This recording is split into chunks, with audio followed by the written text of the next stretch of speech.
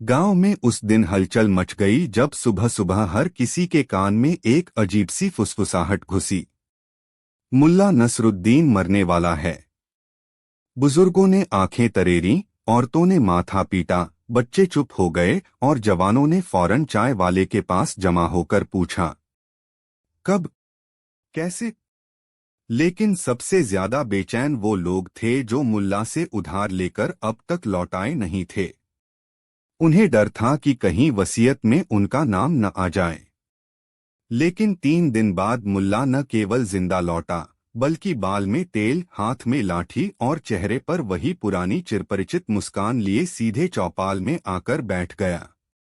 उसने शांति से कहा, मैं अभी मरा नहीं हूं, लेकिन मरने की तैयारी कर रहा हूं। गांव वाले भौंचक्के। क्या मतलब? मुल्ला ने जेब से एक कागज निकाला। उस पर लाल मोहर लगी थी और उस पर साफ लिखा था, वसीयतनामा। सबका दिल धक से रह गया। मुल्ला, तू वसीयत लिख रहा है? पटवारी ने झट से पूछा। हाँ, मुल्ला बोला, और लिख भी दी। और सबसे मजेदार बात यह है कि मेरी पूरी जायदाद अब मेरे गधे के नाम होगी। क क्या? हाँ, मेरा प्यारा गधा, जो मुझसे ज्यादा वफादार रहा, जिसे मैंने कभी धोखा नहीं दिया और जिसने भी कभी मुझसे सवाल नहीं किया, वो अब मेरा मालिक होगा। सन्नाटा छा गया। गांव का लोभी व्यापारी हरगुलाल, जो अक्सर मुल्ला के घर के चक्कर लगाता था उसकी जमीन हथियाने के लिए, फौरन बोल पड़ा। मुल्ला, तू मजाक कर रहा है ना? मुल्ला ने गंभीरता से कहा, नहीं, इस बार नहीं। हरगुलाल चिल्लाया, लेकिन एक गधा कानूनी रूप से कैसे मालिक बन सकता है? मुल्ला ने मुस्कराकर कहा, जिस देश में मूर्ख राजा बन सकते हैं, वहां गधा मालिक क्यों नहीं? इतने में गांव का सरपंच भी आ गया। उसे भी खबर लग चुकी थी। मुल्ला, तू होश में तो है? तू अपनी जिंदगी की कमाई एक जानवर के नाम कर देगा? मुल्ला ने कहा, मैंने सोचा, इंसानों ने मुझे धोखा दिया, बातों में फंसाया और सिर्फ स्वार्थ से याद किया। पर ये गधा, इसने तो कभी कुछ मांगा भी नहीं। पर ये खाता क्या है? कोई चिल्लाया। मेरे घर से जो मिलता है वही खाता है, बिना शिकायत। और तू इसे अपना वारिस बना देगा? हाँ, मुल्ला बोला, मैंने तहसीलदार के सामने दस्तखत कर दिए हैं। गधे का नाम है बुद्धिराम नसरुद्दीन। अब वही मेरी जमीन, घर, किताबें और कुर्सी का मालिक होगा। गांव में खलबली मच गई। अगले दिन गांव में होली नहीं, लेकिन हंसी का रंग उड़ रहा था। बच्चे गधे के गले में फूलों की माला डाल रहे थे। कोई पुकार रहा था, चल हट, बुद्धिराम आ गया। तो कोई कह रहा था, अब तो गधे से लोन लेना पड़ेगा भाई। गधा, उसे तो जैसे कुछ फर्क ही नहीं पड़ा। वो हमेशा की तरह अपनी चबाई में मग्न था, जैसे उसने हमेशा से ही जायदाद के बोझ उठाने की तैयारी कर रखी हो। हरगुलाल को चैन नहीं था। उसने तय किया, कुछ तो करना होगा। वो सीधा तहसीलदार के पास गया। देखिए जनाब, ये वसीयत मजाक है। ये कैसे मान्य हो सकती है? तहसीलदार ने मुस्कुराकर कहा, लेकिन दस्तावेज तो सही हैं। गधे के कान पर अंगूठा भी लगाया गया है, गवाहों की मौजूदगी में। गधा अंगूठा लगाएगा? हरगुलाल चीखा। उसका कान ही उसका अंगूठा है अब, तहसीलदार बोला। अब हर कोई सोच में पड़ गया। मुल्ला ने ऐसा क्यों किया? मुल्ला ने सबको एक जगह इकट्ठा किया और बोला, मैं जानता हूं तुम सब सोच रहे हो कि मैंने पागलपन किया है। लेकिन सोचो, इंसानों को जमीन दो तो वो लड़ते हैं, गधा कम से कम घास खाकर खुश रहता है। लेकिन इस जायदाद का क्या होगा? सरपंच ने पूछा। जो भी गधे का ख्याल रखेगा वही उसका संरक्षक बनेगा और वही असल में मेरी जायदाद का देखभाल करेगा। तो मतलब कोई इंसान जो इस गधे का मालिक नहीं सिर्फ उसका सेवक बनेगा? हाँ, मुल्ला मुस्कराया। गधा राजा, इंसान सेवक, उल्टा खेल। क्योंकि इंसान बहुत चालाक हो गया है और चालाकी से बड़ा कोई गधा नहीं होता। अब गांव में एक नया तमाशा शुरू हुआ। हर कोई अब गधे की सेवा में लग गया। कोई घास लाता, कोई पीठ सहलाता, कोई उसके पैर धोता।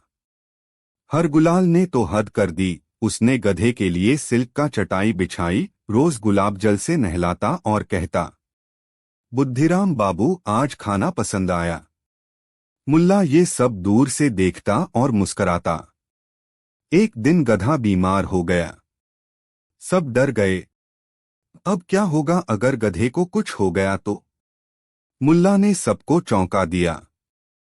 अगर गधे को कुछ हो गया तो उसकी वसीयत पढ़ी जाएगी। गधे की भी वसीयत? हाँ, मैंने पहले ही लिख दी है। अगर बुद्धिराम नहीं रहा तो उसकी दौलत उन सबके नाम कर दी जाएगी जिन्होंने बिना स्वार्थ के उसका ख्याल रखा। सन्नाटा। और जिन्हें दिखावा करना था उनके हिस्से आएगा। गधे का मल। गांव में ठहाके गूंज उठे। अंत में मुल्ला ने सबको बुलाया और कहा, मैं जिंदा हूं और अब भी वही हूं, नसरुद्दीन। पर इस तमाशे से मैंने तुम्हें एक बात समझाई। जैसे ही किसी के पास कुछ होता है लोग उसके आगे झुकते हैं, चाहे वो गधा ही क्यों न हो। और जब कुछ नहीं होता तो इंसान की कीमत भी नहीं रह जाती। मैंने गधे के नाम वसीयत नहीं की थी, मैंने बस तुम्हारा असली चेहरा दिखाया। अब सोचो, क्या तुम सच में इंसान हो या उस गधे से भी नीचे? गांव वालों के सिर झुक गए। मुल्ला ने गधे की पीठ थपथपाई और कहा, चल बुद्धिराम, अब चलें। लोगों को सोचने के लिए छोड़ देते हैं। गधा आगे बढ़ा। मुल्ला पीछे। पीछे रह गई एक हंसी की गूंज और सोच का एक चुप सन्नाटा। कहानी 2। शहर के राजा ने ऐलान कर दिया, इस बार नगर के पंचों को जनता चुनेगी। हर गली हर नुक्कड़ पर लाउडस्पीकर चिल्ला रहा था, जनता का पंच जनता चुनेगी। गांव वालों में जोश आ गया। लालाजी ने अपने बेटे को खड़ा किया। हलवाई ने खुद को उम्मीदवार घोषित कर दिया। यहां तक कि भैंसों का झुंड भी सोच में पड़ गया, क्या हमें भी खड़ा होना चाहिए। लेकिन जो किसी को नहीं सूझा वो सूझा मुल्ला नसरुद्दीन को। चौपाल पर मुल्ला नसरुद्दीन अपनी पुरानी चटाई पर बैठा था और उसका गधा बगल में आराम से घास चबा रहा था। भीड़ जमा थी, सब उम्मीदवार भाषण दे रहे थे। एक नेता बोला, मैं नाली बनवाऊंगा। दूसरा चिल्लाया, मैं रोड बनवाऊंगा। तीसरा गरजा, मैं सबको सब कुछ फ्री में दूंगा। मुल्ला मुस्कराया, खड़ा हुआ और बोला, मैं अपने गधे को चुनाव में खड़ा कर रहा हूं। सब क्या? भीड़ हंसते हंसते लोटपोट हो गई। कोई बोला, मुल्ला पगला गया है। दूसरा बोला, अब गधा पंच बनेगा। मुल्ला बोला, नेता और गधे में फर्क ही क्या है? दोनों सिर हिलाते हैं, दोनों हठी होते हैं और दोनों ही जब गलती करते हैं मुंह बनाकर खड़े रहते हैं। कम से कम मेरा गधा तो सीधे सपाट जवाब देता है। ढे। भीड़ चुप। कुछ हंसे, कुछ सोच में पड़ गए। और मुल्ला ने गधे का नामांकन दाखिल कर दिया। नाम रखा गणेश दत्त गधा। अब शुरू हुआ असली तमाशा। जहां बाकी उम्मीदवार बैनर, पोस्टर और भाषण में लगे थे, वहीं मुल्ला ने गधे की पीठ पर लाउडस्पीकर बांधा और खुद बोलने लगा, भाइयों और बहनों, ये है आपका नया उम्मीदवार। न खाता है रिश्वत, न देता है वादे। बस देता है सच्चा ढे जो दिल से आता है। लोग पहले हंसे फिर सोचने लगे, बाकी सब तो झूठ बोलते हैं, ये गधा तो कम से कम साफ दिल का है। मुल्ला ने पूरे गांव में गधे की रैली निकाली। आगे गधा, पीछे ढोलन गाड़ा। बच्चों ने पोस्टर बनाए, ढे बोले तो सच बोले। गधे को फूलों की माला पहनाई गई।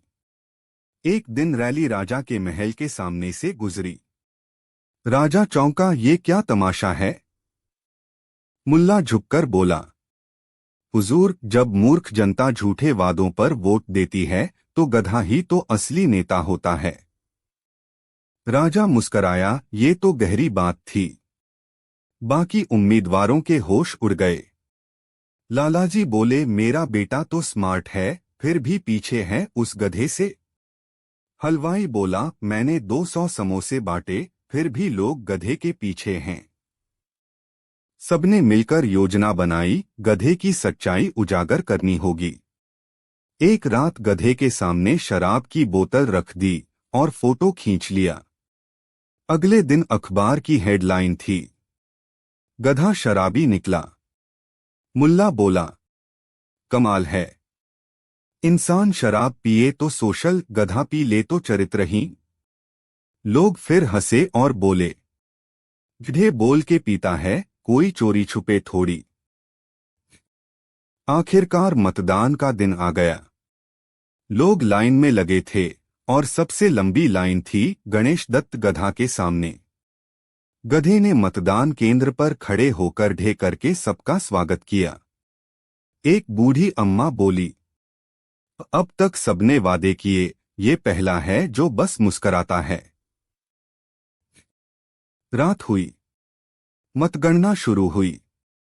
एक एक करके उम्मीदवारों को मतों की गिनती सुनाई गई। लालाजी का बेटा 78 वोट, हलवाई 94 वोट, बाकियों का मिलाजुला स्कोर 150। गणेश दत्त गधा 342 वोट। गांव गूंज उठा, गड़गड़ गधा जी की जय। गधा पंच बना। पंचायत की पहली बैठक में गधा सबसे आगे बैठा था और मुल्ला उसके पीछे।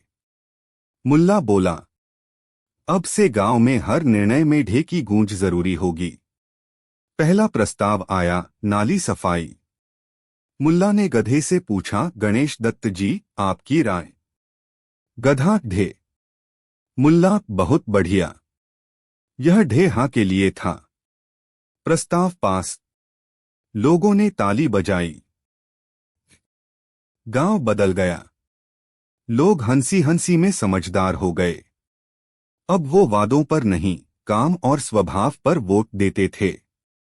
और मुल्ला अपने गधे के साथ बैठा चाय पीते हुए बोला, देखा गधे, तू जीत गया और अब पंच है।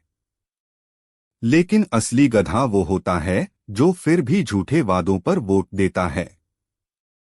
गधा मुस्कराया, ढे सीख, असली नेता वो नहीं जो सबसे ऊंची आवाज में बोले। असली नेता वो है जिसकी ढे भी सच लगे। गधा अब गांव का पंच था। गले में पंच की माला, पीठ पर पंच का पटका और कानों पर साफा बंधा था। दरबार लगा था, गांव के लोग, पुराना मुखिया मुल्ला नसरुद्दीन और गधा। पहली शिकायत आई। रामू बनिया बोला, मेरे खेत में हर रोज बकरियां घुस जाती हैं। मुल्ला ने पूछा, गणेश दत्त जी, आपकी क्या राय? गधा, ढे। मुल्ला मुस्कराया, गणेश दत्त जी कह रहे हैं कि बकरियां तो इंसान से ज्यादा समझदार हैं, उन्हें बहाना मत बना। खुद खेत की बाड़ सही करो। रामू चुप। लोगों ने ताली बजाई, गधा ठीक कह रहा था। अब एक और मामला आया। मक्खन मिस्त्री पर चोरी का शक था। गधा कुछ बोला नहीं, बस उसकी आंखें मक्खन पर टिकी थीं। मुल्ला बोला, गणेश दत्त जी की आंखें सब कुछ कह रही हैं, चोरी सिर्फ हाथ से नहीं, नियत से होती है। गांव वाले बोले, बिल्कुल सही। फैसला हुआ, मक्खन को हर रविवार स्कूल के बच्चों के लिए झूला बनाना होगा। मक्खन हैरान, सजा नहीं, सेवा मिली। मुल्ला बोले, गणेश दत्त जी का यही न्याय है, सुधार पहले, सजा बाद में। राजा को खबर मिली, मुल्ला का गधा गांव चला रहा है। राजा बोले, अब ये गधा मेरे राज में पंच बन गया। क्या मैं गधा हूं?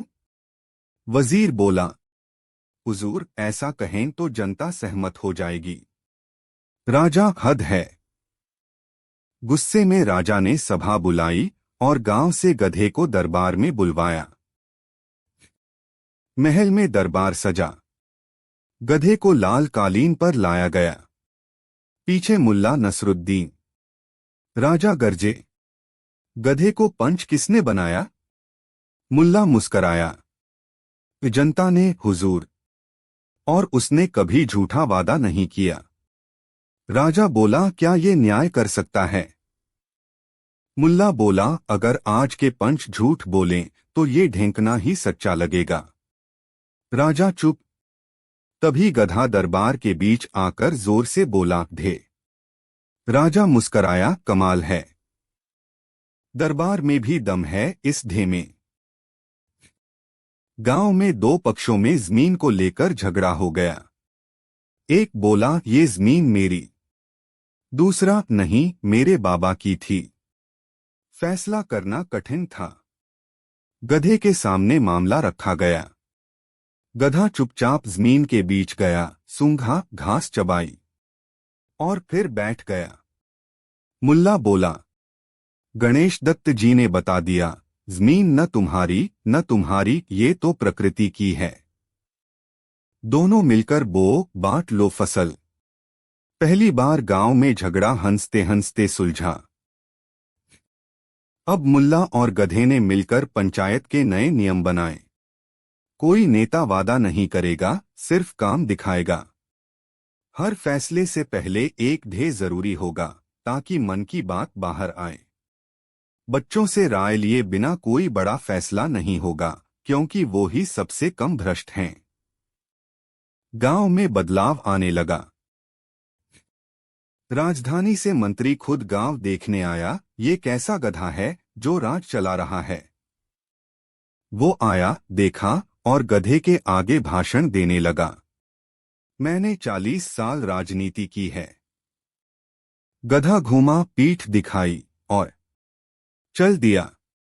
मुल्ला बोला, गणेश दत्त जी की टिप्पणी है, पुराना होने से कुछ नहीं होता, अगर अंदर घास ही भरी हो। मंत्री चुप। एक दिन गांव के बच्चों ने पंचायत में केस कर दिया, मुल्ला झूठ बोलते हैं। मुल्ला चौंक गया। गधा पंच की कुर्सी पर बैठा, मुल्ला खड़ा। बच्चे बोले, मुल्ला ने कहा था कि गधा चुनाव नहीं जीतेगा। फिर कैसे जीत गया? मुल्ला मुस्कराया, क्योंकि तब मैं इंसानों को समझ नहीं पाया था। मुझे माफ कर दो। गधा बोला, ढे। मुल्ला झुक गया, गणेश दत्त जी ने क्षमा कर दी। राजा ने संदेश भिजवाया, अब से हर गांव में एक पंच ऐसा होगा जो ढोंग से नहीं, ढे से न्याय करे। गधे को सम्मान पत्र भेजा गया, आप राजगुरु घोषित किए जाते हैं। गधा मुस्कराया नहीं, सिर भी नहीं हिलाया, बस घास चबाता रहा। मुल्ला बोला, यही तो असली योग्यता है, काम करो, ढिंढोरा मत पीटो। गांव की हालत अब बेहतर थी। लड़ाइयां कम, हंसी ज्यादा। वादे कम, काम ज्यादा। भाषण कम, ढे ज्यादा। गधा पंचायत भवन के बाहर बैठा था और उसके नीचे लिखा था, यहां हर समस्या का हल ढे से शुरू होता है। मुल्ला बगल में बैठा हुक्का पी रहा था और बोला, गधे से सीखा है मैंने, चुप रहो, काम करो, और अगर कोई झूठ बोले तो बस एक जोरदार ढे बोल दो। गधा, ढे। गांव में फिर हंसी गूंज उठी। सीख। जब गधा नेता बने और लोग समझदार, तोड़े में भी न्याय दिखता है और चुप्पी में भी नेतृत्व। कहानी 3। शहर था बख्तनगर और वहां का कचहरी हाल ही में नए तरीके से सजा था। पहली बार लोगों को अदालत में अपनी बात कहने का हक मिला था, मगर साथ ही कुछ चालाक लोग इस सिस्टम का गलत फायदा उठाने लगे थे। ऐसे ही एक दिन हकीम बख्त अली, जो एक चालाक और रसूखदार आदमी था, अदालत में एक केस लेकर आया। हुजूर, इस मुल्ला नसरुद्दीन ने मेरी जमीन पर कब्जा कर लिया है और मेरे पालतू ऊंट को भी बांध लिया है। अब आप सोचेंगे कि ये आरोप तो बड़ा भारी है, लेकिन अब सुनिए असली बात। असल में हकीम बख्त अली का ऊंट एक दिन भटक कर मुल्ला के घर के सामने आ गया था। वहां कोई पेड़ था। उसने पत्तियां खाने की कोशिश की, मगर पैर फिसला और गिर पड़ा। मुल्ला ने दया में आकर उसे बांध लिया कि मालिक आ जाए तो दे देंगे। लेकिन हकीम बख्त अली को लगा, ये मौका है, झूठा केस कर दो और जमीन भी हथिया लो। कोर्ट के भीतर भारी भीड़ थी। जज साहब काजी सलीमुद्दीन बड़े गंभीर आदमी थे। उन्होंने केस को गौर से सुना और कहा, मुल्ला नसरुद्दीन, क्या आप जानते हैं कि आप पर गंभीर आरोप हैं? मुल्ला ने टोपी उतारी, सिर खुजलाया और बड़े आराम से बोले, हुजूर, गंभीर तो मौसम भी है, लेकिन सच कहूं तो आरोप में दम नहीं है, बस हवा भरी है। भीड़ हंसी रोक नहीं पाई, लेकिन जज ने डांट दिया, यह अदालत है, मजाक का अड्डा नहीं। मुल्ला मुस्कुराए, बिल्कुल हुजूर, तभी तो आया हूं, वरना मैं तो खुद ही पंच होता था अपने गली मोहल्ले में। अब जज ने हकीम से पूछा, क्या आपके पास कोई गवाह है कि जमीन आपकी है? हकीम बोला, हाँ, मेरे नौकर नत्थू मियाँ। नत्थू आगे आया और बोला, हुजूर, मैंने खुद देखा है। ऊंट वहीं बंधा था जहां मालिक की जमीन है। मुल्ला बोले, हुजूर, ये वही नत्थू है जिसने एक बार मेरी खाट को बकरी कह दिया था और फिर बकरी को चटाई समझ बैठा। भीड़ फिर हंस पड़ी। जज ने एक लंबी सांस ली। ठीक है मुल्ला, आप बताएं, आपके पास क्या सबूत है? मुल्ला बोले, हुजूर, सबूत नहीं, लेकिन दिमाग है। मैं पूछता हूं, क्या कोई ऊंट खुद तय करता है कि किसकी जमीन पर जाएगा? ऊंट तो जानवर है, जहां मन किया वहीं चला गया। अब उसका मन मेरे पेड़ की पत्तियां खाने का हुआ, तो मैं क्या जानवर की नीयत पर भी पहरा दूं? जज चुप। लोग भी सोच में। फिर मुल्ला ने आगे कहा, मान लीजिए कल को कोई चोर मेरे घर में घुस जाए, तो क्या मैं जेल जाऊंगा क्योंकि चोर मेरे घर आया? और रही बात जमीन की, तो अगर हकीम साहब की होती तो वो पहले दिन ही क्यों ना आए उसे लेने? 3 दिन बाद कैसे याद आ गई? अब जज ने हकीम से पूछा, क्या आप पहले दिन आए थे ऊंट लेने? हकीम झेंप गया। वो, दरअसल मुझे पता ही नहीं था, कहा गया। मुल्ला बोले, तो फिर आपने खोजा नहीं और अब दावा कर रहे हैं कि मैं चोर हूं? ये तो वैसा हुआ कि बारिश में छाता उड़ा और आप बाद में कहें कि हवा मेरी जेब से चोरी कर गई। जज सोच में पड़ गए। फिर बोले, लेकिन जमीन का मालिकाना हक साबित करना जरूरी है।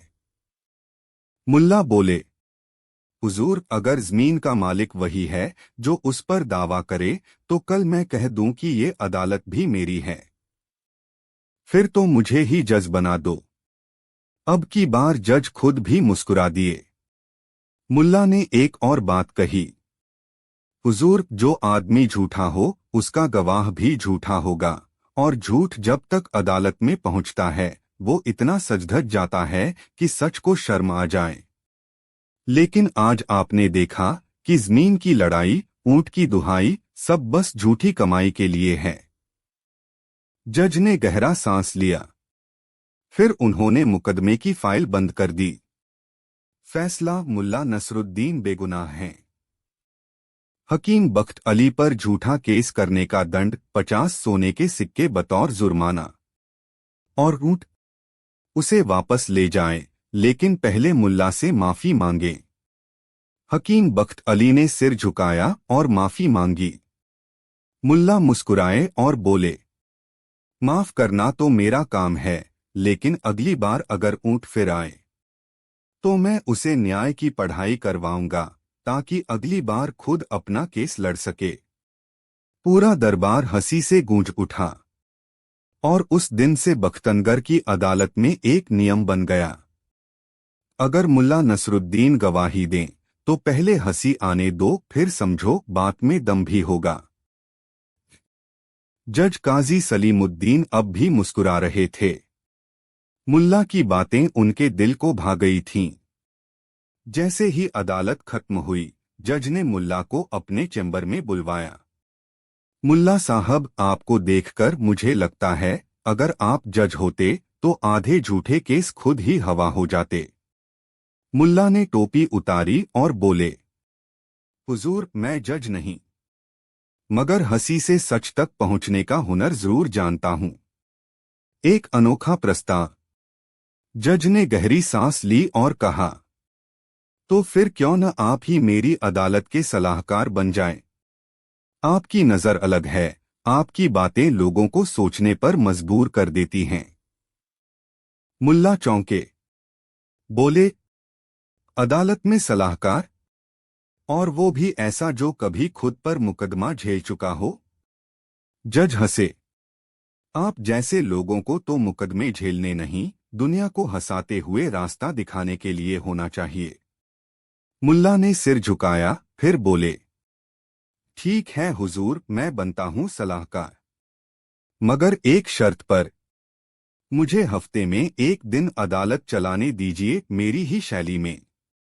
जज मुस्कुरा दिए, स्वीकृत है मुल्ला। हर शुक्रवार अदालत तुम्हारी। पहला शुक्रवार मुल्ला की अदालत। शहर में हल्ला मच गया। अब हर शुक्रवार अदालत में हंसी के साथ इंसाफ मिलेगा। पहले ही शुक्रवार को एक केस आया। दो औरतें आपस में लड़ रही थीं कि एक बकरी किसकी है। दोनों कहती, मैंने पाला है, मैंने दूध निकाला है, ये मेरी है। मुल्ला ने दोनों को गौर से देखा, फिर बकरी को बुलाया। बकरी डरी हुई सी थी। मुल्ला बोले, अरे बहन बकरी, खुद बता दो किसकी हो, या फिर मैं तुम्हें दोनों के बीच आधा आधा बांट देता हूं। भीड़ दंग।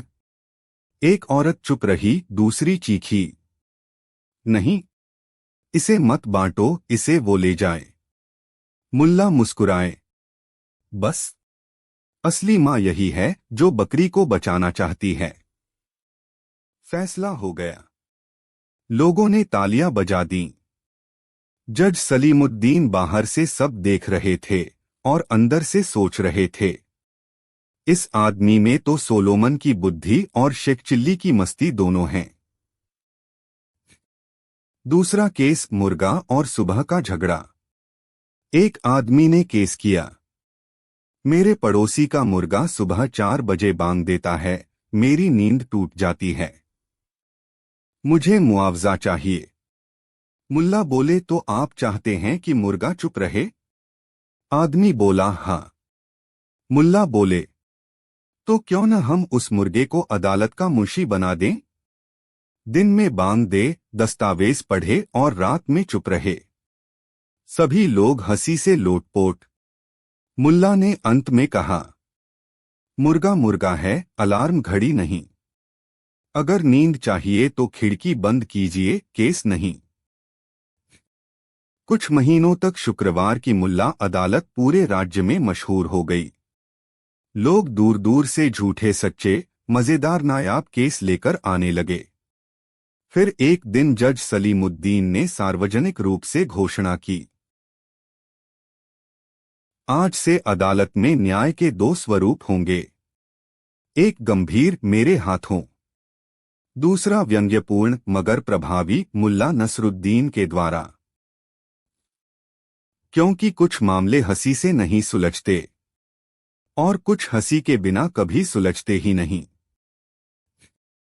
अब एक मजेदार मोड़। एक शुक्रवार को मुल्ला खुद गवाही की कुर्सी पर बैठे और बोले, आज का आरोपी है खुद जज साहब। सब चौंके। जज बोले, मैं? मेरा क्या कसूर? मुल्ला बोले, आपने मुझे सलाहकार बनाया और मैं अब तक 43 केस सुलझा चुका हूं, मगर एक भी बार आपने मुझे मिठाई नहीं खिलाई। पूरी अदालत हंसी से गूंज उठी। जज मुस्कुराए और बोले, फैसला सुनाया जाता है। मुल्ला नसरुद्दीन को अदालत की ओर से हर शुक्रवार लड्डू और लोगों की ओर से हर दिन सम्मान दिया जाए। अंत में बख्तनगर में अब एक कहावत बन गई थी, जहां दिमाग काम न करे वहां एक बार मुल्ला से पूछ लो या हंसते हंसते वो हल निकाल देंगे। और मुल्ला हर शुक्रवार कहते थे, इंसाफ की सबसे बड़ी निशानी है जब दोषी भी मुस्कुराते हुए कोर्ट से बाहर निकले। मुल्ला नसरुद्दीन अब हर शुक्रवार अदालत चलाते थे और हर शुक्रवार अदालत ऐसे भर जाती थी जैसे ईद की नमाज हो। हर हफ्ते कोई न कोई दिलचस्प केस आता, कभी मुर्गा, कभी गधा, कभी किसी की पगड़ी कोई उड़ाकर ले गया, तो कोई किसी के नींबू के पेड़ को अपनी जमीन बताने लगा। पर एक दिन शहर में इतने केस आ गए कि चौकीदार ने कहा, मुल्ला साहब, अब तो रजिस्टर में जगह ही नहीं बची और आधे लोगों की शिकायतें तो एक जैसी हैं। उसने मेरी बकरी घूर ली, उसने मेरा रास्ता रोका, उसने मुझे ओए कह दिया। मुल्ला ने दाढ़ी खुजाई और बोले, तो अब वक्त आ गया है एक ही सुनवाई में पूरे शहर का फैसला करने का। मुल्ला ने पूरे बख्तनगर में डुगडुगी बजवा दी। इस शुक्रवार अदालत नहीं, महाअदालत लगेगी, जिसमें पूरे शहर के झगड़ों का एक साथ फैसला होगा। शहर वाले चौंके एक साथ। वो कैसे? कोई बोला, पागल है। तो कोई बोला, नहीं भाई, ये तो नसरुद्दीन है। शहर के मैदान में अदालत लगी।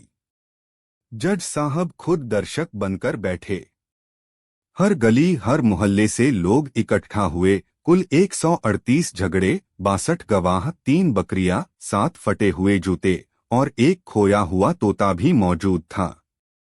मुल्ला मंच पर आए और बोले, आज मैं हर शिकायत सुनूंगा नहीं, मैं हर शिकायत की जड़ पर वार करूंगा। लोग खुसुर-पुसुर करने लगे, अब क्या होगा? मुल्ला ने पूछा, यहां जो लोग किसी से नाराज हैं, हाथ उठाओ। पूरे मैदान में 90% हाथ उठ गए। मुल्ला बोले, अब जो नाराजगी सिर्फ बातों की वजह से है, वो खड़े हो जाओ। लगभग आधे खड़े हो गए। मुल्ला हंसे, यानी बकरी ने नहीं, जुबान ने काटा है। फैसला माफी महोत्सव। मुल्ला बोले, मैं आज सभी को 2 विकल्प देता हूं। 1, माफ करो और मुफ्त में हंसी लो। 2, मुकदमा चलाओ और महीनों तक सिर धुनो। जो भी आज के दिन माफी मांग ले और दे दे, वो तुरंत छूटेगा और उसे मिलेगा सांत्वना समोसा और इंसाफ की जलेबी। लोग हंसने लगे। अचानक भीड़ में एक बूढ़ा खड़ा हुआ। मैं अपनी पड़ोसन को माफ करता हूं, उसने मेरी मुर्गी उड़ाई, लेकिन मुझे अब हंसी उड़ानी है। लोग तालियां बजाने लगे। फिर एक बच्चा बोला, मैं अपने चाचा से नहीं लड़ूंगा, वो मेरे पतंग की डोर काटते थे, अब मैं उन्हें अपनी डोर दूंगा। अब तो जैसे हवा बदल गई। तभी सामने आया खट्टू हलवाई, जिसने कभी जज साहब को सड़े गुलाब जामुन खिला दिए थे। वो मंच पर चढ़ा और बोला, मुल्ला, मैं जज साहब से माफी मांगता हूं। और ये रहा एक नया डब्बा। जज साहब ने मुस्कुराकर डब्बा लिया, चखा और बोले, मुल्ला, ये काम तो तुम्हारे अलावा कोई नहीं कर सकता था। मुल्ला ने घोषणा की, आज से अगला हफ्ता झगड़ा मुक्त सप्ताह होगा। अगर कोई झगड़ता पकड़ा गया तो उसे चौराहे पर खड़ा करके गधे के साथ भजन गाना होगा। लोग हंसी से लोटपोट हो गए। अंतिम दृश्य जब खुद मुल्ला पर केस हो गया। अगले दिन एक आदमी दौड़ता हुआ आया और बोला, मुल्ला, आप पर केस है। मुल्ला चौंके, मेरे खिलाफ? किसने किया? वो बोला, आपके फैसले से मेरा झगड़ा ही नहीं बचा और मैं तो अपनी बीवी से लड़ने ही वाला था। अब सारा गुस्सा अंदर रह गया। मुल्ला बोले, तो जा, शेरवानी पहन और खुद से बहस कर और जीत भी जा। पूरे बख्तनगर में एक हफ्ते तक हंसी ही हंसी रही। न कोई झगड़ा, न मुकदमा। और जज साहब ने एक नया फरमान जारी किया। हर साल मुल्ला दिवस मनाया जाएगा और उस दिन सब लोग पुराने गिले शिकवे छोड़कर इंसाफ की जलेबी खाएंगे। महाअदालत के बाद बख्तनगर में कुछ बदल गया था। जहां पहले हर गली में कोई न कोई बहस हो रही होती थी, अब वहां लोग एक दूसरे को देखकर मुस्कुराने लगे थे। जैसे लोगों को एहसास हो गया हो, जिंदगी मुकदमे से नहीं, माफी से चलती है। जज साहब ने मुल्ला को बुलाया और बोले, मुल्ला, तुमने अदालत को अदालत कम, रंगमंच ज्यादा बना दिया। मुल्ला बोले, और रंगमंच क्या होता है जज साहब? जहां लोग अपने अपने किरदार निभाते हैं। बस फर्क इतना है, यहां कोई कट बोलने नहीं आता। जज साहब मुस्कुराए और बोले, तो अब तुम इस शहर के सुलह मंत्री घोषित किए जाते हो। नगर परिषद ने अदालत के बाहर एक खास कुर्सी रखवाई, जिस पर लिखा गया था, यहां बैठा है वो इंसान जो बिना हथौड़े के न्याय करता है, मुल्ला नसरुद्दीन। हर सोमवार और शुक्रवार मुल्ला वहां बैठते, लोग आते। कोई हंसकर अपना झगड़ा भूल जाता तो कोई हंसी हंसी में सुलह कर लेता। एक दिन मुल्ला का गधा जफरूल अचानक बोल पड़ा। कमाल की बात ये थी कि उसने ढेंचू की जगह अच्छा किया मुल्ला जैसा कुछ बोला। लोग चौंके। मुल्ला बोले, देखो, जब गधा भी कह रहा है कि इंसानों को अब झगड़ा बंद कर देना चाहिए, तो मान लो भाई, फैसला हो गया है। बख्तनगर की दीवारों पर फिर एक नया नारा लिखा गया, अगर झगड़ा है तो मुल्ला के पास जाओ, अगर हंसी चाहिए तो भी मुल्ला के पास जाओ, और अगर दोनों चाहिए तो अदालत मत जाओ। कहानी 4। शाम का समय था। सूरज ढलने लगा था और गांव के लोग खेतों से लौटकर अपने घरों की ओर जा रहे थे। लेकिन उस दिन हवा में कुछ अजीब था। किसी के चेहरे पर मुस्कान नहीं थी। सबकी आंखों में डर था। पिछले 3 दिनों से गांव में चोरियां हो रही थीं। कभी बनिए की दुकान लुटती, कभी किसी किसान की अनाज की कोठी खाली होती, कभी कोई गाय खुल जाती। राजा के सिपाही भी परेशान थे। उन्होंने पूरे गांव में ऐलान करवा दिया, जो भी इस रहस्यमय चोर को पकड़वाएगा उसे मिलेगा 100 सोने की मुद्राओं का इनाम। सुनते ही गांव वालों की नींद उड़ गई। कुछ अपनी दरांती लेकर पहरे पर बैठ गए, कुछ दरवाजे पर घंटियां बांधने लगे और कुछ तो सीधे मुल्ला नसरुद्दीन के पास पहुंच गए। गांव के सरपंच ने मुल्ला से पूछा, मुल्ला जी, आप तो अक्ल के समंदर हो, बताओ ये चोर कौन है?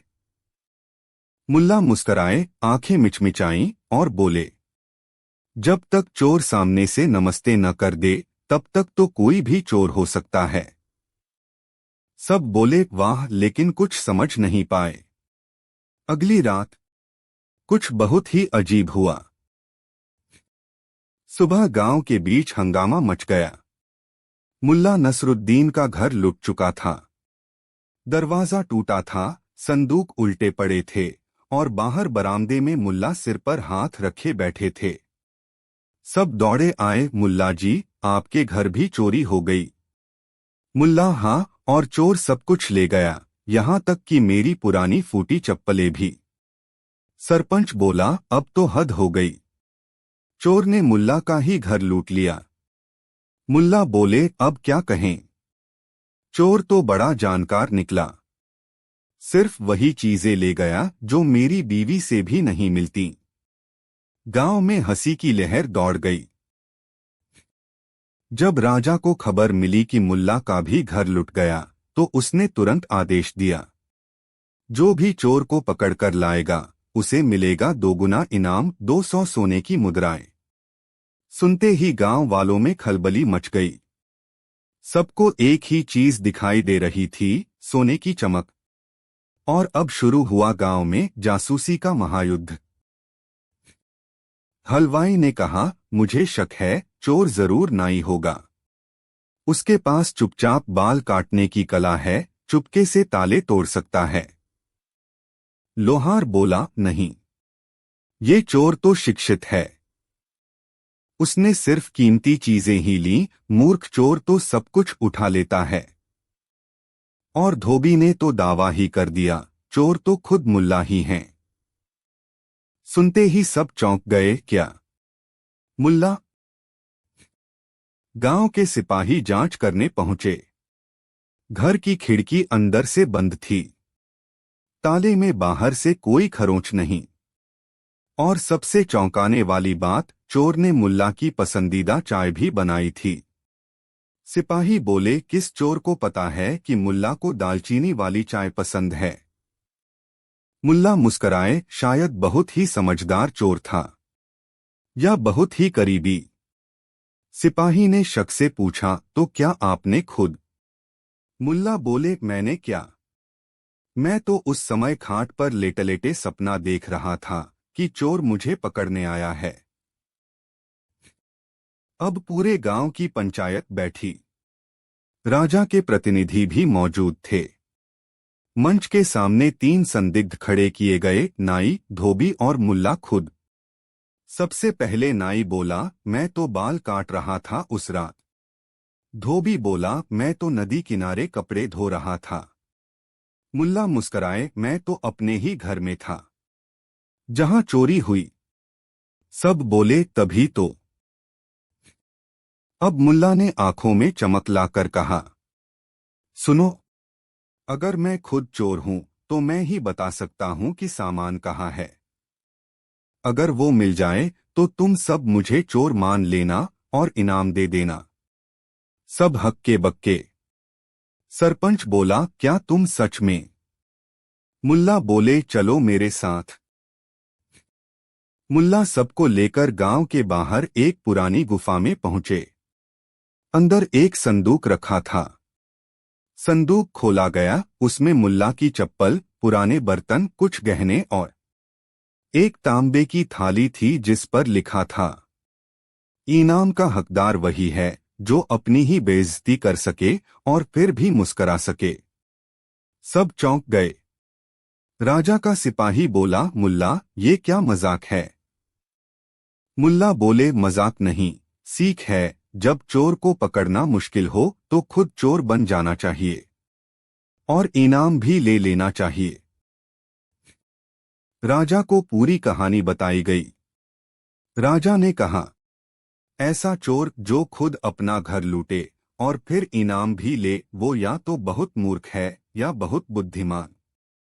वजीर बोला, या फिर मुल्ला नसरुद्दीन है।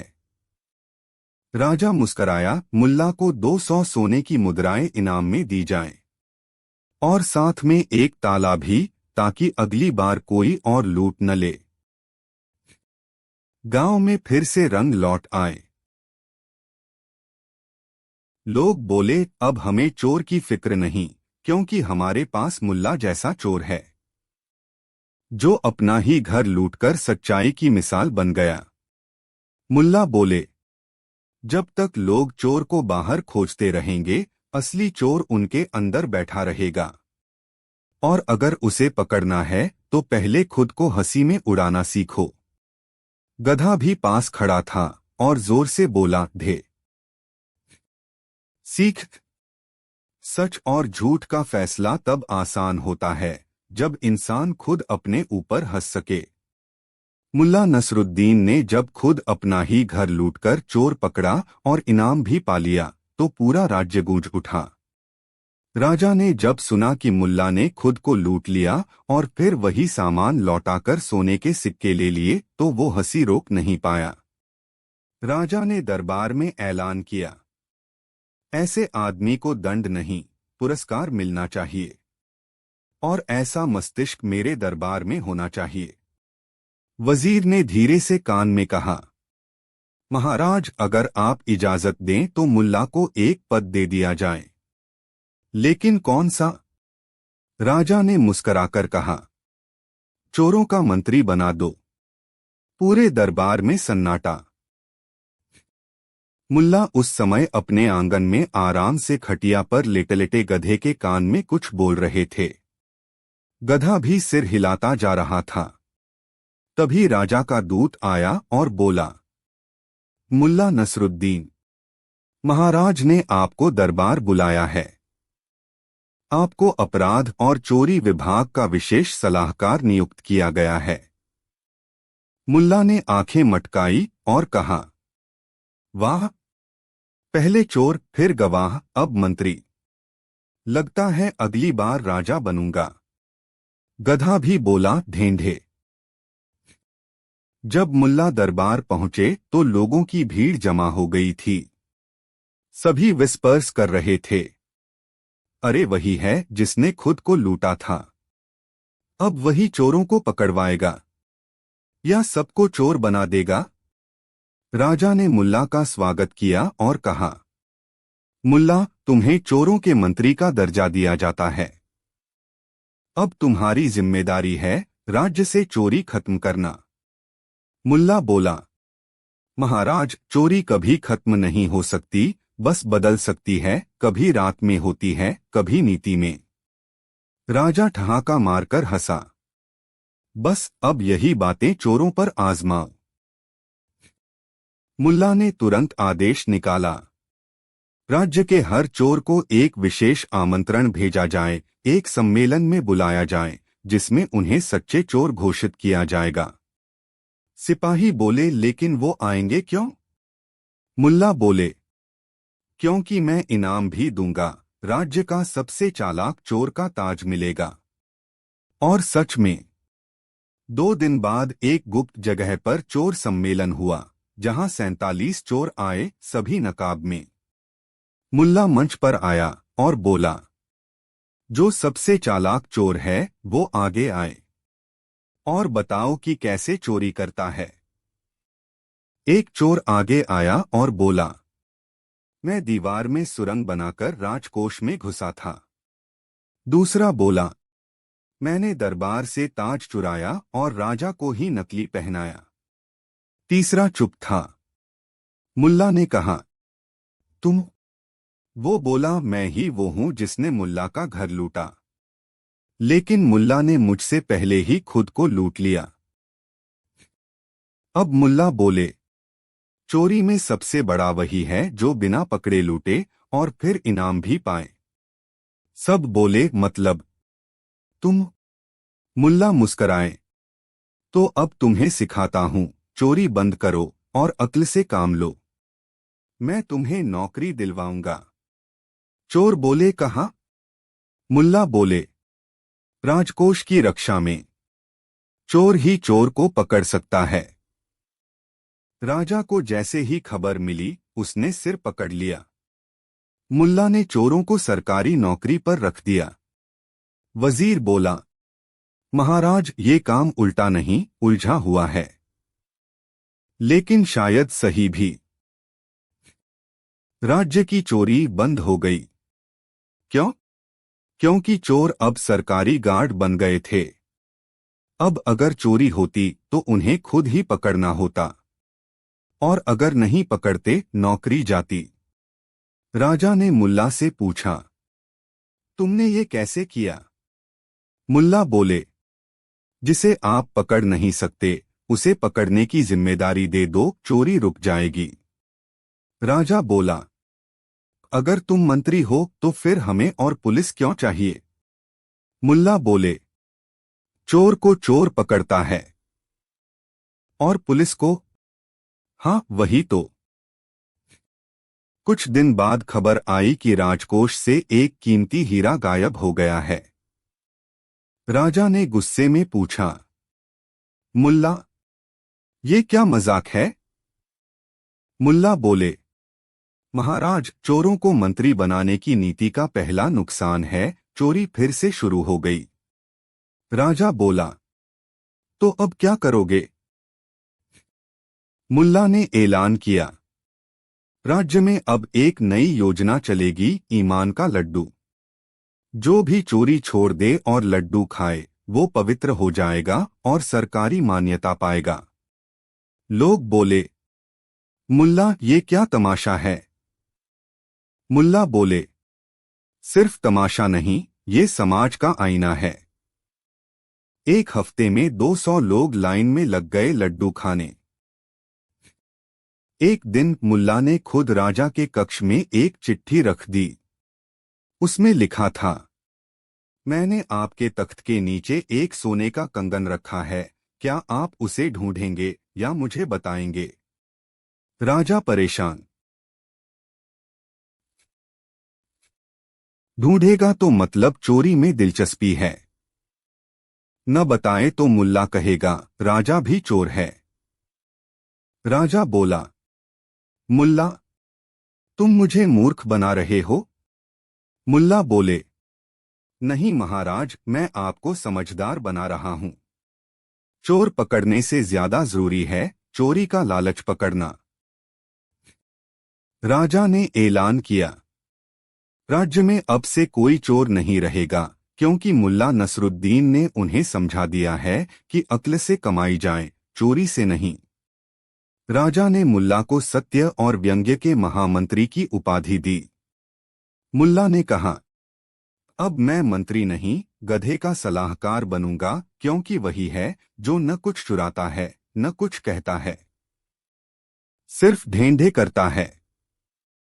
गधा सिर ऊंचा कर बोला, ढे सीख।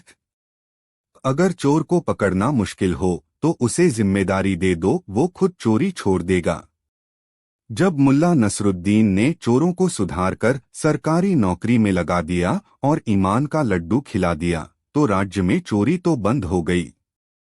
लेकिन अब हर दूसरा आदमी दरबार में मुकदमा लेकर पहुंचने लगा। कोई कहता, मेरे पड़ोसी की मुर्गी ने मेरे खेत में अंडा दे दिया। कोई बोलता, मेरी छत से बकरी ने नीचे देखा, मेरी इज्जत चली गई। और एक तो यहां तक बोल गया, मेरी बीवी शादी से पहले किसी और की थी, अब मैं क्या करूं? राजा ने माथा पकड़ लिया। राजा, ये सब केस कौन सुनेगा? वजीर, महाराज, न्यायाधीश तो हैं, लेकिन इतना अजीब न्याय कोई साधारण जज नहीं कर सकता। राजा, तो फिर? वजीर हिचकते हुए, शायद। मुल्ला। राजा ने बुलावा भेजा। मुल्ला, अब तुम्हें दरबार का मुख्य न्यायाधीश बनना होगा।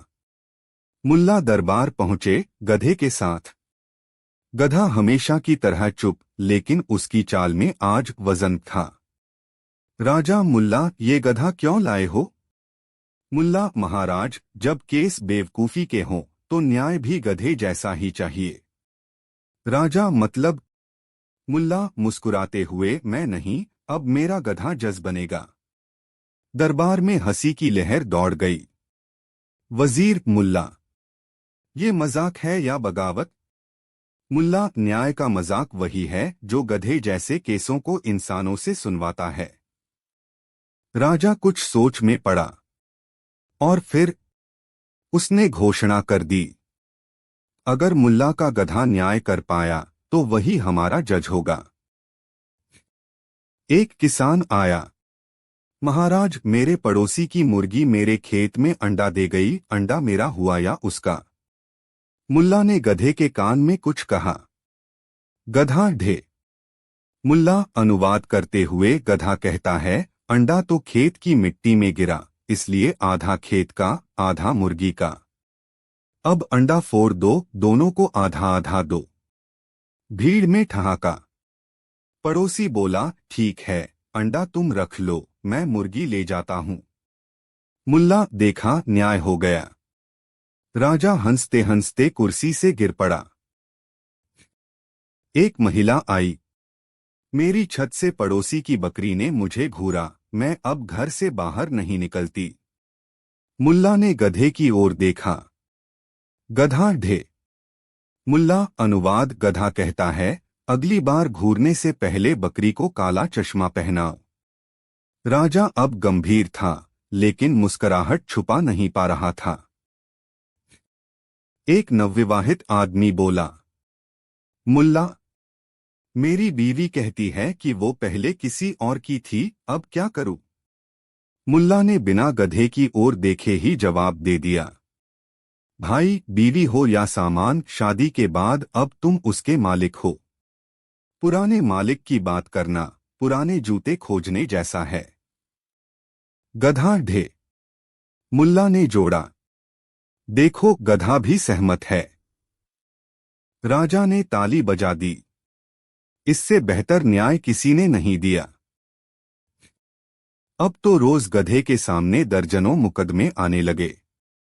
लोग उसका नाम श्रद्धा से लेने लगे, गधे सरकार। मुल्ला ने उसके लिए एक ऊंची कुर्सी बनवाई, उस पर गधा विराजमान होता और हर केस में ढे कहता। मुल्ला उसका हर उत्तर न्याय में बदल देता। राजा बोले, मुल्ला, कहीं ये गधा सच में बुद्धिमान तो नहीं? मुल्ला, बुद्धिमान तो हर कोई होता है, फर्क इतना है, कुछ बोलते हैं, कुछ ढे बोलते हैं। एक दिन एक फकीर आया। मुल्ला, मुझे सच्चाई बोलने पर सजा मिली। मैंने कहा कि राजा का ताज नकली है, अब बताओ मैं झूठा हूं या राजा? पूरे दरबार में सन्नाटा। राजा के माथे पर पसीना। मुल्ला ने गधे की ओर देखा। गधा कुछ नहीं बोला। मुल्ला बोले, देखा, जब बात सच्चाई की आती है तो गधा भी चुप हो जाता है। राजा खड़ा हो गया। इसका मतलब? मुल्ला मुस्कराए। महाराज, ताज असली हो या नकली, राज की सच्चाई आपके कर्मों में होनी चाहिए, सिर पर नहीं। राजा ने ताज उतार दिया। आज से इस ताज की जगह मेरे कर्म बोलेंगे। पूरे दरबार में तालियां गूंज उठीं। गधा भी खड़ा हुआ और जोर से बोला, ढें ढें ढे। एक बुजुर्ग महिला आई। मुल्ला, मैं 30 साल से न्याय के लिए दरबदर हूं, क्या मुझे भी अब गधा इंसाफ देगा? मुल्ला चुप रहे। गधा भी चुप रहा। फिर मुल्ला बोले, गधा कहता है, जो इंसाफ 30 साल में न मिला वो अब तुम्हारा धैर्य बन गया है, और वही तुम्हारा सबसे बड़ा न्याय है। राजा ने घोषणा की, अब राज्य का सर्वोच्च न्यायाधीश गधा रहेगा। और मुल्ला उसका अनुवादक। लोग बोले, क्या ये मजाक है? राजा बोले, नहीं, ये वो आईना है जिसमें हम अपनी मूर्खता को हंसी में देख सकते हैं और हंसते हंसते सुधर सकते हैं। सीख। जब बातें इतनी मूर्खतापूर्ण हो जाए कि न्याय समझ से बाहर हो, तो कभी कभी गधे जैसी सादगी ही सच्चा इंसाफ देती है। कहानी 5। गर्मी की दोपहर थी। सूरज ऐसा चमक रहा था मानो खुद आग पीकर निकला हो। मुल्ला नसरुद्दीन अपने गधे को नीम के पेड़ की छांव में बांधकर चाय की दुकान पर बैठा चाय की चुस्कियां ले रहा था। तभी सामने से 3 आदमी आते दिखाई दिए। कपड़े रेशमी, चाल में अकड़ और चेहरों पर ऐसा घमंड जैसे ज्ञान की नदियां उनके सिर से बह रही हों। पहले ने आते ही कहा, भाई साहब, जरा देखो, कोई बुद्धिमान इंसान मिले तो बात करें, वरना समय मत खराब करवाओ। दूसरा बोला, हम तीनों कोई आम लोग नहीं हैं। हम ज्ञानी हैं और नहीं चाहते कि हमारा समय मूर्खों की संगत में गुजरे। तीसरा कुछ ज्यादा ही आगे बढ़ गया, अगर यहाँ कोई सच्चा ज्ञानी है तो उसे हम 3 सवाल पूछेंगे। अगर जवाब दे पाया तो मानेंगे, वरना हम ही सबसे बड़े ज्ञानी कहलाएंगे। मुल्ला मुस्कराया, बोला, अरे वाह, 3 ज्ञानी एक साथ, क्या बात है। तो चलिए न एक काम करते हैं, तीनों एक एक कर अपनी बुद्धिमानी दिखाए और मैं आपको बस एक सवाल पूछूंगा। अगर उसका उत्तर न दे पाए तो मानेंगे कि सबसे बड़ा मूर्ख कौन है। तीनों हंस पड़े। पहला बोला, ठीक है, मुझे मंजूर है। दूसरा बोला, मैं तो सदी का सबसे बड़ा ज्ञानी हूं। तीसरा बोला, तुम्हारा एक सवाल मेरे लिए खेल है। पहला ज्ञानी ज्योतिषी का घमंड। पहला व्यक्ति एक बड़ा पंडित था। उसने कहा, मुल्ला, मैं तुम्हारा चेहरा देखकर ही बता सकता हूं कि तुम्हारा भविष्य क्या है। मुल्ला ने कहा, तो बताओ, मैं कल क्या करूंगा। उसने आंखें बंद की, माथे पर हाथ रखा और गंभीरता से बोला, कल सुबह तुम किसी अनजान व्यक्ति से मिलोगे और दोपहर तक तुम्हें धन मिलेगा। मुल्ला ने कहा, वाह, और अगर मैं कल दोपहर तक सोता रहा तो क्या होगा। पहला घबरा गया, बोला, नहीं नहीं, वो स्वप्न में आएगा शायद। लोग हंस पड़े। मुल्ला मुस्कराया और बोला, तो इसका मतलब तुम्हारा ज्योतिष भी नींद के भरोसे है।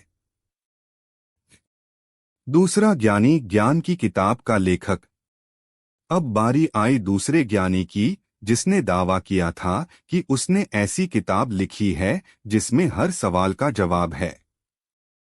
मुल्ला ने कहा, तो बताओ, अगर किसी को सब कुछ मिल जाए, पैसा, शोहरत, प्रेम, फिर भी वो दुखी क्यों रहता है।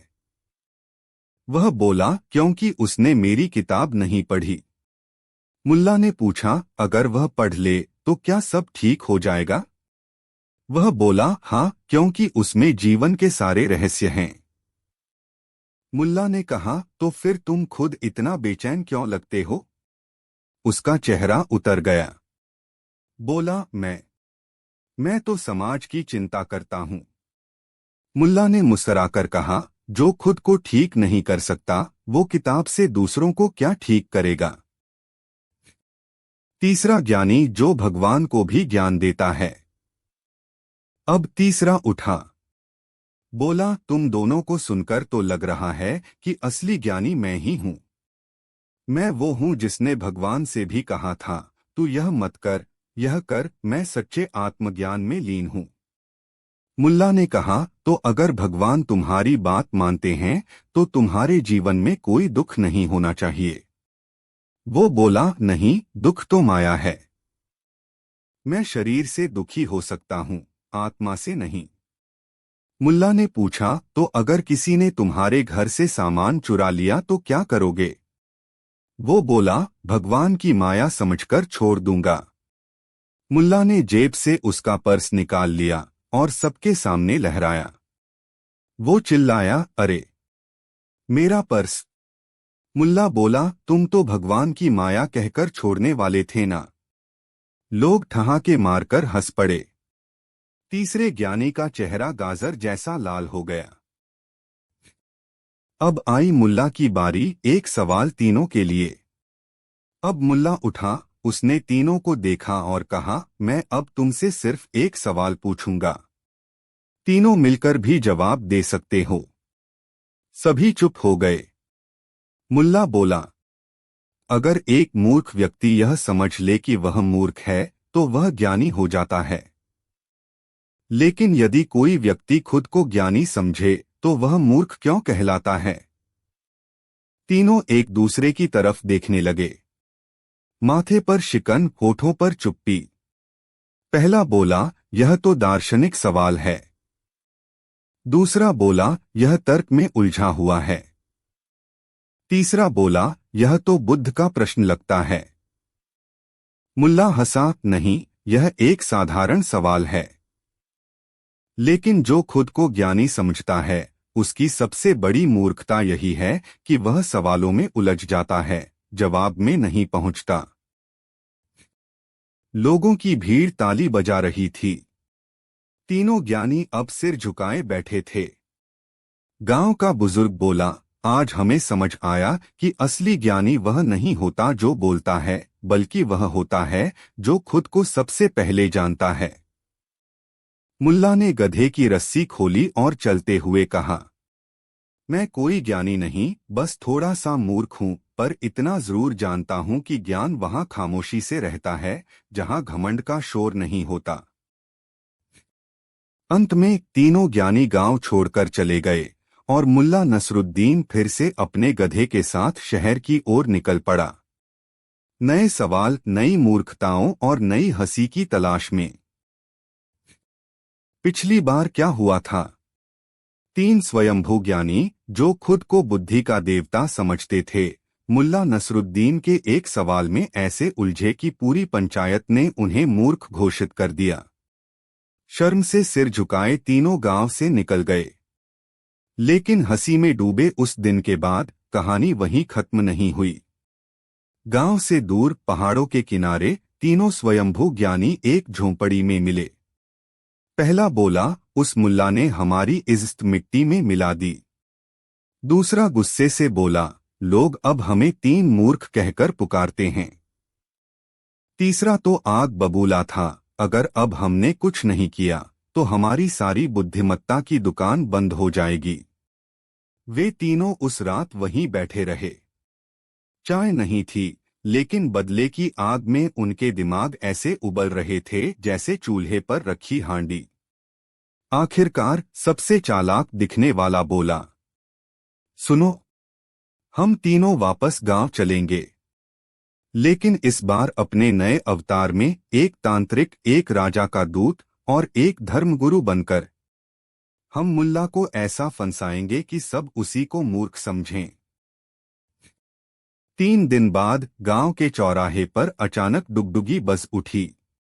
ढिंडोरा पीटने वाला बोला, सुनो सुनो, आज गांव में पधारे हैं 3 दिव्य पुरुष, तांत्रिक वज्रगुप्त, धर्मगुरु ज्ञानश्री और महामहिम राजा का दूत। ये बताएंगे कि इस गांव का भविष्य क्या होगा। गांव वाले जोश में आ गए। वहीं एक कोने में मुल्ला अपने गधे के साथ बैठा खरबूजा खा रहा था। उसने देखा 3 चेहरे कुछ जाने पहचाने से लगे। उसने गधे के कान में कहा, लगता है मूर्खों ने लिबास बदल लिया है। अब खेल शुरू होगा। गांव के चौपाल पर बड़ी बैठक बुलाई गई। तीनों ने अपना रंग जमा लिया था। तांत्रिक ने आंखें घुमा घुमा कर कहा, गांव पर प्राचीन अभिशाप है। केवल एक बलिदान से ही शांति संभव है। धर्मगुरु बोले, यह गांव पाप से भर गया है। केवल परम ज्ञानी ही इसका समाधान दे सकता है।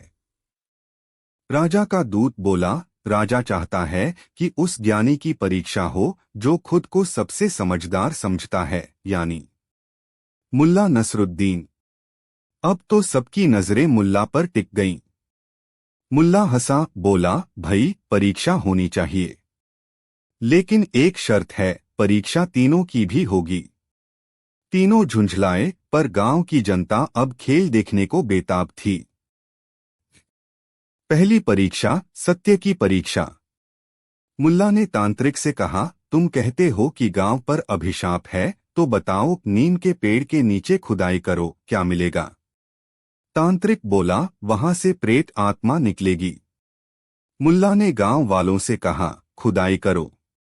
खुदाई हुई और वहां से निकली एक बकरी की पुरानी हड्डी। मुल्ला बोला, प्रेत आत्मा तो नहीं मिली, पर भूखी आत्मा जरूर थी बकरी की। गांव वाले हंसी से लोटपोट। मुल्ला ने धर्मगुरु से पूछा, बताओ, भगवान ने सबसे पहली गलती क्या की थी? धर्मगुरु चौंका, भगवान कोई गलती नहीं करते। मुल्ला बोला, फिर उन्होंने इंसान को क्यों बनाया? अगर सब कुछ अच्छा चल रहा था तो इतनी शिकायतें, लड़ाइयाँ और मूर्खता क्यों? गांव वाले बोले, सही कहा मुल्ला ने। धर्मगुरु बगले झांकने लगा। एक मुल्ला अब राजा के दूत से बोला, अगर तुम राजा के दूत हो तो राजा से सीधा सवाल करो, क्या वह कभी मूर्ख बना है? दूत बोला, राजा कभी मूर्ख नहीं होता। मुल्ला मुस्कराया, फिर ये बताओ, जब राजा ने तीनों मूर्खों को सम्मान पत्र देकर भेजा तब उसने क्या सोचा होगा? अब तो सब खुलकर हंस पड़े। तीनों झुंझलाए, बोले, हम हार नहीं मानते, हम मिलकर मुल्ला को ही मूर्ख साबित करेंगे। मुल्ला ने कहा, ठीक है, मैं खुद को मूर्ख मानने को तैयार हूं, लेकिन एक अंतिम सवाल पूछ लूं? तीनों बोले, हाँ पूछो। मुल्ला बोला, अगर तुम तीनों ज्ञानी हो और मैं मूर्ख, तो क्यों हर बार मेरी बातें सच निकली और तुम्हारी झूठ? क्या ये तुम्हारी बुद्धिमानी है या मेरी मूर्खता? तीनों अब चुप। मुल्ला ने एक रसीला खरबूजा उठाया, 3 टुकड़े किए और बोला, एक टुकड़ा उस मूर्ख के लिए जो तांत्रिक बना, एक उस गुरु के लिए जो खुद को ही भगवान समझ बैठा, और एक उस दूत के लिए जो राजा को भी मूर्ख बना आया। गांव वाले हंसी से लोटपोट। गांव की पंचायत ने फैसला किया, उस चौक का नाम बदला जाएगा जहां तीनों मूर्खों की पोल खुली। अब वहां एक तख्ती लटकी रहती है। यहां ज्ञान नहीं, हंसी बांटी जाती है, मुल्ला नसरुद्दीन की ओर से। और मुल्ला, वो अपने गधे के साथ चला गया। अगली बार शायद किसी और गांव में किसी और ज्ञानी से मिलने। अगर आपको ये भाग पसंद आया हो तो बताइए, क्या अगली बार मुल्ला अपने गधे को पंचायत का सरपंच बनाए? या जब तीनों मूर्खों ने गधे को पढ़ाने की कोशिश की। गांव में जिस दिन 3 मूर्खों का चौराहा नामकरण हुआ, उसी दिन तीनों पूर्व ज्ञानी चुपचाप एक पेड़ के नीचे बैठे थे। पहला बोला, हमारे सारे प्लान नाकाम हो गए। दूसरा बोला, लोग अब भी हमें हंसी का पात्र समझते हैं। तीसरा बोला, और सबसे बड़ी बात, हमें हर बार वही हरा देता है जो सबसे ज्यादा हंसाता है। तभी वहां से मुल्ला नसरुद्दीन अपने गधे पर बैठकर गुजरा। उसने देखा तीनों गंभीर बैठे हैं तो मुस्कुराते हुए बोला, अरे भाई, आज बड़े ज्ञानी लग रहे हो। पहला बोला, मुल्ला, अब हम जान गए कि ज्ञान किताबों से नहीं, अनुभव और विनम्रता से आता है। दूसरा बोला, और सबसे बड़ी बात, जिसने हमें बार बार हराया उसने कभी घमंड नहीं किया। तीसरा बोला, हमने तुझे नीचा दिखाने की कोशिश की, लेकिन तू हर बार ऊपर ही रहा, अपने मजाक में भी और अपनी समझ में भी। मुल्ला मुस्कराया और बोला, ज्ञान वही जो खुद को मूर्ख मान ले, और मूर्ख वही जो खुद को ज्ञानी समझे। तीनों एक साथ बोले, हम अब सच में कुछ सीख गए मुल्ला। मुल्ला ने अपने गधे को धीरे से पीठ थपथपाई और बोला, तब तो मेरा काम पूरा हुआ। चल रे गधे, अब किसी और गांव में हंसी बांटने का वक्त आ गया है। और वो दोनों धीरे धीरे धूप में चलते हुए आगे बढ़ गए।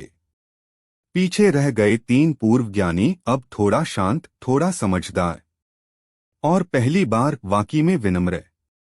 गांव की आखिरी गली में एक छोटा बच्चा दौड़ता आया और चिल्लाया, देखो देखो, मूर्खों को भी समझ आ गई। और पूरा गांव फिर एक बार हंसी से गूंज उठा। कहानी 6। एक बार की बात है, शहर का मौसम सुहावना था, लेकिन लोगों के चेहरे उदास थे। बाजार में रौनक थी, पर दिलों में हंसी गायब थी। राजा खुद परेशान था, ये मेरे राज्य के लोग इतने गंभीर क्यों हैं? इसी बीच हंसी का बादशाह, चतुराई का चैंपियन मुल्ला नसरुद्दीन दरबार में आया। राजा ने पूछा, मुल्ला, कुछ ऐसा करो कि मेरे राज्य में हंसी वापस लौटे। मुल्ला ने आंख मिचकाई और मुस्कराते हुए कहा, हुजूर, हंसी चाहिए तो मुझे एक दिन दीजिए। मूर्ख दिवस।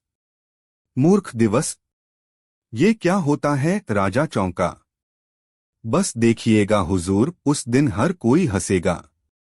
और कुछ लोग खुद को बड़ा चतुर समझते हैं, उनके चेहरे भी देखने लायक होंगे, मुल्ला ने कहा और आंख मार दी। राजा ने सोचा, अगर इससे हंसी आए तो क्यों नहीं, और उसने आदेश दे दिया, आज से हर साल फाल्गुन की पहली तारीख को मूर्ख दिवस मनाया जाएगा। इस बार आयोजन की जिम्मेदारी मुल्ला की। मुल्ला ने पूरे गांव में ढिंढोरा पिटवा दिया। सुनो, सुनो, सुनो, फाल्गुन की पहली तारीख को होगा मूर्ख दिवस। मजाक, हंसी और मूर्खता की बौछार। जो सबसे बड़ा मूर्ख साबित हो उसे मिलेगा इनाम 1000 स्वर्ण मुद्राएं। गांव के लोग तो पहले ही हंसी को तरस रहे थे, सब तैयार हो गए। किसी ने अपने मुर्गे को पगड़ी पहना दी, किसी ने बैल को घोड़ा बना दिया। एक पंडित जी तो भांग पीकर खुद को शिव का अवतार घोषित कर बैठे। लेकिन ये सब मुल्ला को बहुत हल्के लगे। वो सोच रहा था, कुछ बड़ा करना है, बड़ा मूर्ख चाहिए। मूर्ख दिवस आया और पूरा शहर तमाशा बन गया। सड़क पर बकरी और नवाब साथ साथ नाच रहे थे। बच्चे गधों पर फूल बरसा रहे थे। औरतें हंसी रोकने के लिए मुंह पर घड़ा रखे घूम रही थीं। मुल्ला ने एक मंच बनवाया, उस पर लिखा, आज का सवाल, सबसे बड़ा मूर्ख कौन? लोग एक एक कर मंच पर आते और खुद को मूर्ख साबित करने की कोशिश करते। एक व्यापारी बोला, मैंने अपनी ऊँटनी से शादी कर ली थी। लोग हंसते हंसते लोटपोट हो गए। एक पंडित बोला, मैंने 10 साल ध्यान किया, फिर पता चला मैं गलत गुफा में बैठा था। तालियां बज उठीं। लेकिन मुल्ला शांत था। उसकी नजर दरबार पर थी और वहां राजा खुद छिपकर देख रहा था, मूंछों में मुस्कुरा रहा था। शाम हो गई थी। सबने अपनी मूर्खताएं साबित कर दी थीं। अब बारी थी इनाम देने की। मुल्ला मंच पर चढ़ा और बोला, मित्रों, बहुत से लोगों ने साबित किया कि वो मूर्ख हैं, लेकिन आज का सबसे बड़ा मूर्ख वो है। सब सांस रोककर सुन रहे थे। मुल्ला ने इशारा किया और कहा, जो खुद को सबसे समझदार समझता है और मूर्ख दिवस की असली चाल को नहीं समझ पाया। भीड़ चौंकी। मुल्ला बोला, और वो है हमारे राजा साहब, जो सोचते हैं कि मुल्ला सिर्फ हंसी के लिए ये सब कर रहा है।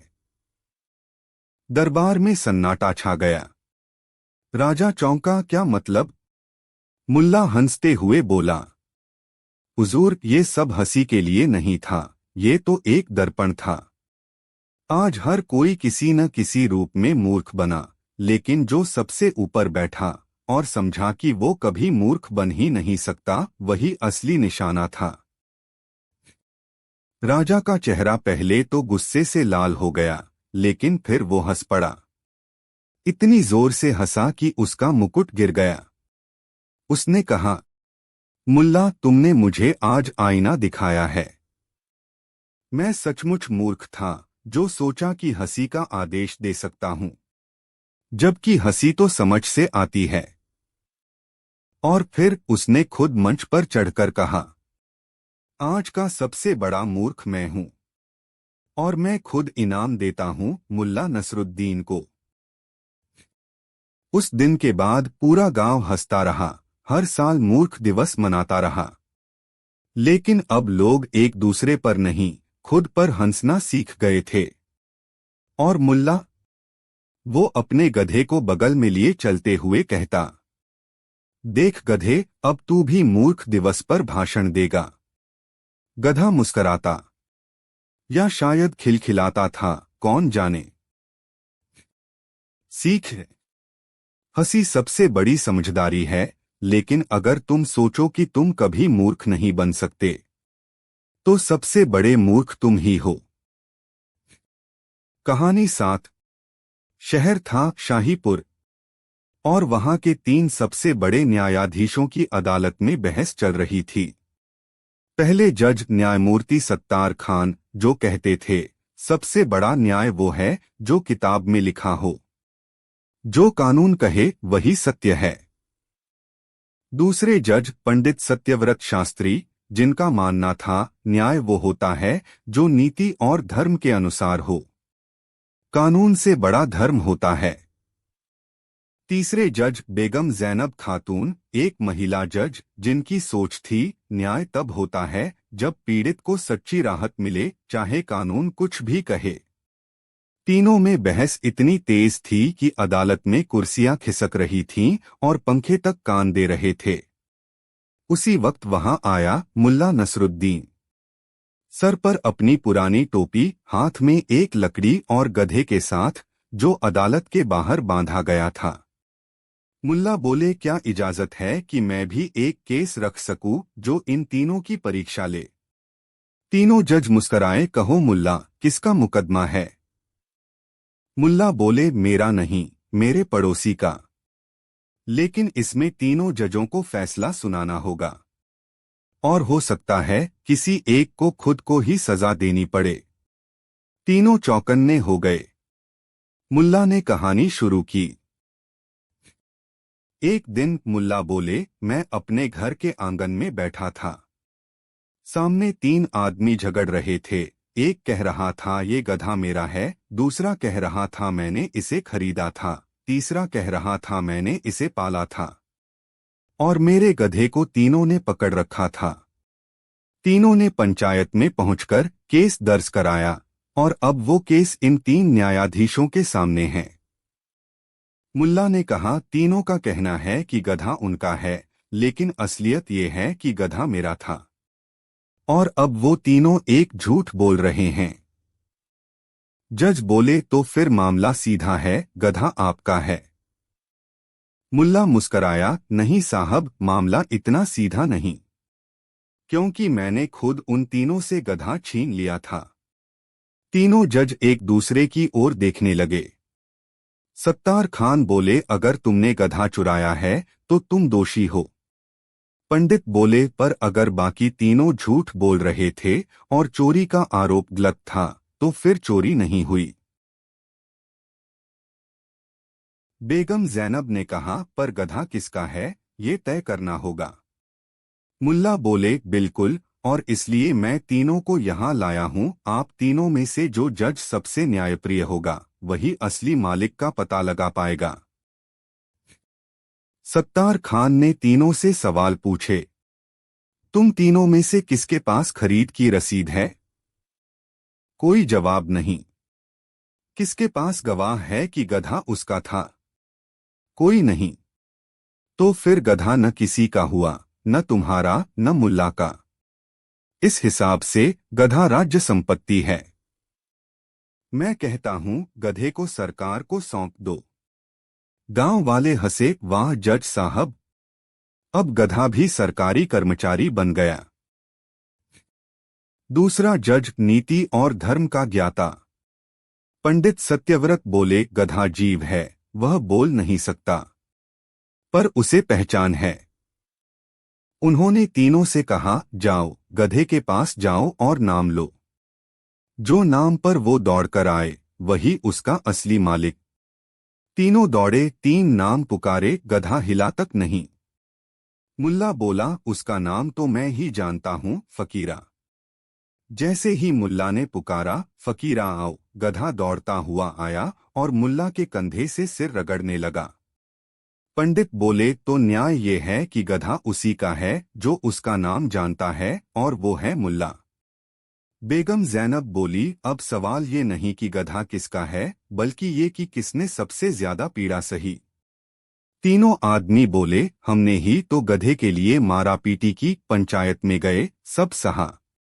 मुल्ला बोले, और मैंने तीनों को झूठ बोलते देखा, अपने ही गधे को बचाने के लिए मैं चुप रहा। पर अब सच कह रहा हूं कि मैंने भी एक झूठ बोला। बेगम बोली, क्या? मुल्ला बोले, गधा इन तीनों का नहीं था, पर मेरा भी नहीं था। गधा खुद ही मेरे पास आ गया था 2 साल पहले, जब गांव में बाढ़ आई थी। तब से मैंने उसे पाला। तो क्या मैं भी चोर हुआ? तीनों जज चुप। तीनों जजों ने एक दूसरे की ओर देखा। सत्तार बोले, कानून कहता है कि गलत जानकारी देना अपराध है, इसलिए तुम दोषी हो मुल्ला। पंडित बोले, लेकिन तुमने उसे पाला, प्रेम दिया, धर्म कहता है कि वह तुम्हारा हो गया। बेगम बोली, तुमने सच बोला और अपनी गलती मानी, इसलिए तुम्हें दंड नहीं, सम्मान मिलना चाहिए। मुल्ला बोले, तीनों जज तीनों फैसले दे रहे हैं, तो न्याय कहाँ गया? मुल्ला उठे, एक कटोरा लाए, उसमें पानी भरा और बोले, इसमें मैं अपनी छाया देखता हूं, लेकिन अगर तीनों जज इसमें देखेंगे तो क्या तीनों को एक ही इंसान दिखेगा? तीनों ने देखा 3 अलग छवियां। मुल्ला बोले, जैसे छाया अलग है वैसे ही नजरिया भी।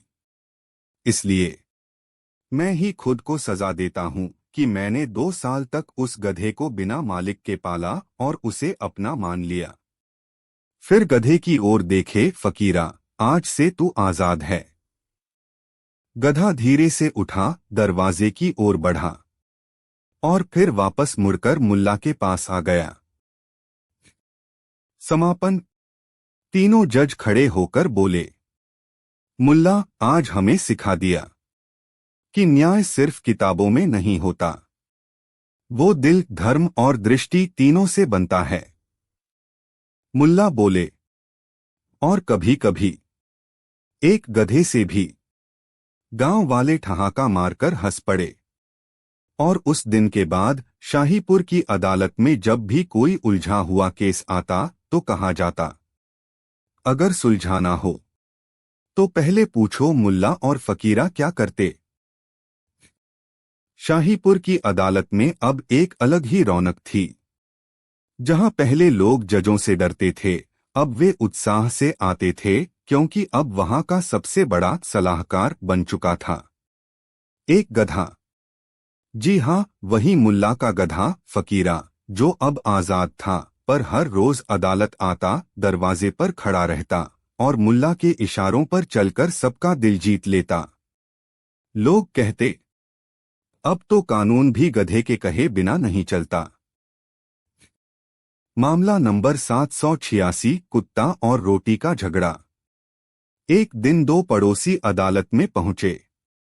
पहला था भोलू कसाई, दूसरा नाहर सिंह हलवाई। भोलू बोला, इसने मेरा कुत्ता चुराया और उसे अपने यहाँ रोटियां खिलाकर पाला है।